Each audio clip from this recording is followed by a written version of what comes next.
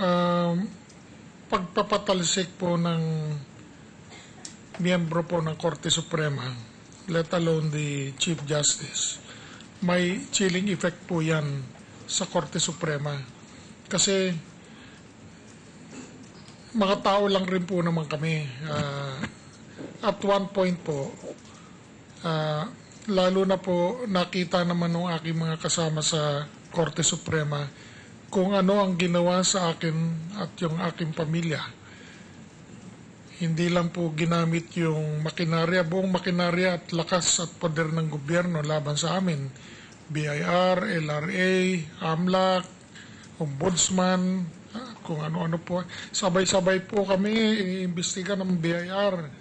Pati po yung mga anak namin, pati yung mga balain namin na wala naman pong pakialam dito sa impeachment na ito.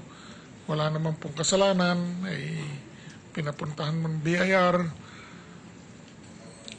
At yan lang po, isang bahagi lang po yan. Yung pangalawang bahagi po ay, at probably mas matindi po, yung araw-araw na 24/7 magbuhat umaga hanggang gabi, wala na kaming nadinig kundi panglalait, pangiinsulto, pangalipusta sa aming honor, sa aming pagkatao, sa aming reputasyon.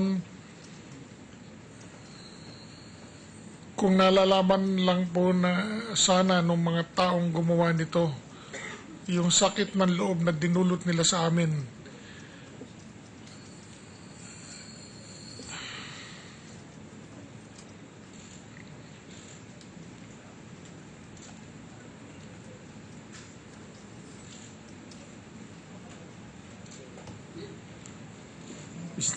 Chief Justice, are you all right? Apo, hindi po. Apo. Yung pangalan ko pong pinangakalagaan po all my life. Tapos tawag-tawagin kayong masamang tao, magnanakaw, mandurugas. Hindi lang po ako ang nag-suffer po dito. Pati po yung mga anak ko, pati po yung mga apo ko. Gusto ko lang po maikwento sa inyo yung isang araw, yung aking panganay na apo, yung anak po nung anak ko si Carla.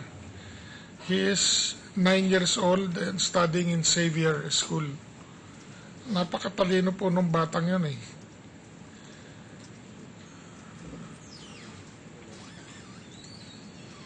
Isang araw po na nag-uusap-usap kami sa pamilya tungkol dito sa impeachment na ito. Nakita ko si Franco, yung aking apo po, nandun po sa isang sulok. Wala po siyang, usually po playful yung batang yon, pero at that particular instance, he was very quiet, alone in a corner. So I approached him. I said, "Franco, what's wrong?"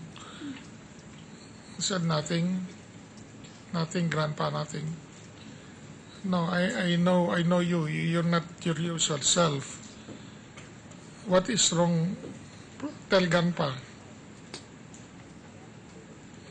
"No, nothing." Kapipilit ko po. Sabi ko po,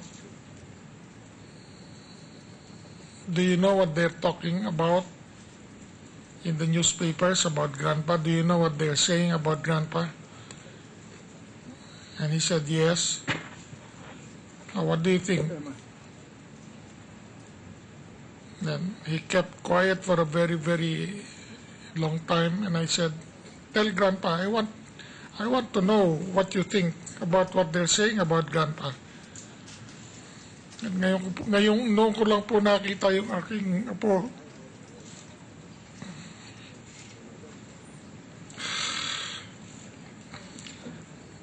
Noon ko lang po nakita yung aking apo. He clenched his fist and he said, "I am very, very angry." Nagulat po ako kasi for a 9-year-old to say that, Yun po ang nararamdaman at pinagdaanan ng aming pamilya. Pinagbintangan kami, 45 properties daw. Alam naman po ni Administrator Eulalio Diaz na hindi totoo yung sinasabi niya. Yet, ililik niya doon sa media. Tapos meron namang mga miyembro ng kabilang panig na pinapangandakan na lang yung aming 45 properties na hindi naman po totoo. Mr. Witness, I'm very, very sorry to interrupt, but your answer has not been responsive. My question is, what is the effect on the members of the Supreme Court, led, of course, by the Chief Justice, with respect to the following principles? Number one, the principle of checks and balances. How do you view this principle as impacted by the present impeachment trial? Number two, the so-called the principle of the independence of the judiciary. And number three, the doctrine of sub judice. Well, I only have 2 minutes. That's why I had to interrupt. Thank you. I'm sorry, Your Honor. I just got carried away emotionally. But all right, I think this whole impeachment proceeding has had a very chilling effect on the Supreme Court, if I may say so. Wala pong kahit na sinong miyembro ng Korte Suprema ang gustong magdaan dito sa pinagdaanan ko ito. Yung checks and balances po, ang checks and balances po ay ang pagkapantay-pantay ng executive, legislative at saka judiciary. At nasabi ko po nung Martes, yung pagwawasak po niyang checks and balances na yan ay probably ay siguro po ay ang pinakamasamang epekto nitong impeachment complaint na ito.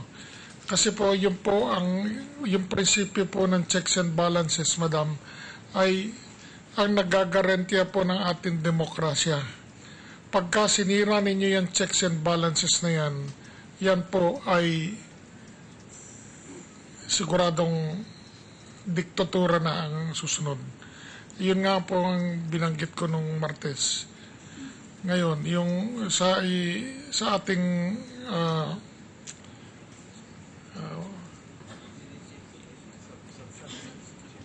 yung sub-judice rule po ay alam na po nating mga abogado na hindi naman po dapat payagan niyang patuloy-tuloy na komentaryo ng mga tao dyan sa labas, nagbibigay nilang kuro-kuro.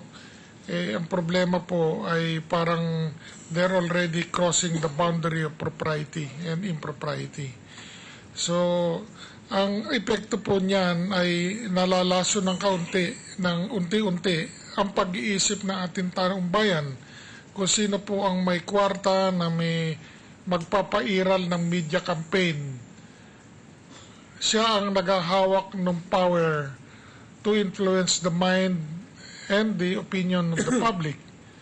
Mabuti po tayong mga miyembro po nitong Senado, kayo naman po mga taong may experience at saka sanay dito sa mga bagay na ganito at hindi kayo nasisway. Pero yung mga taong bayan po, paano naman po yun? You have an impeachment court, yung hindi po ma-ipresentang ebidensya dito, doon o ilinilalahad sa labas. So, nasisira po yung ating tinatawag na sub-judice rule na hindi po tama ang nangyari po. Okay. Is that enough, Madam? Yeah. Thank you All right. po. Thank you po. Floor leader. Thank you, Mr. President. May I recognize the Minority Leader, Senator Alan Gentleman Cayetano. from Taguig. Magandang hapon, Mr. President. Senator Sir Chief Cayetano. Justice, magandang hapon po. Magandang hapon po, Senator.